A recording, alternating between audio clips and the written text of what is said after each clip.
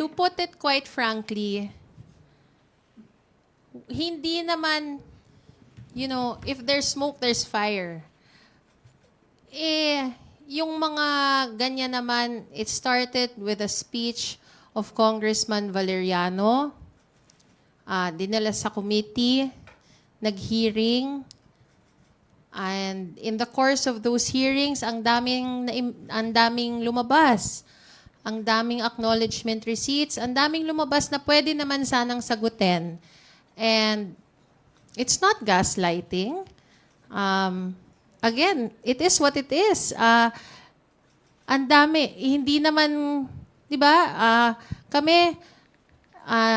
nagpapagod kami, nagpupuyat kami para silipin yung mga dokumento na yon, para isa-isahin. And ang dami naming nakikita. In fact, marami pa kaming nakita na hindi pa namin naitatanong.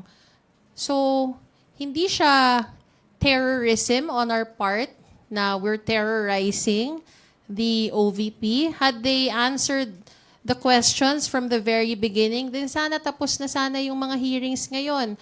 Ang problema, they spent so much time not attending the hearings, and now that they are attending, di ba?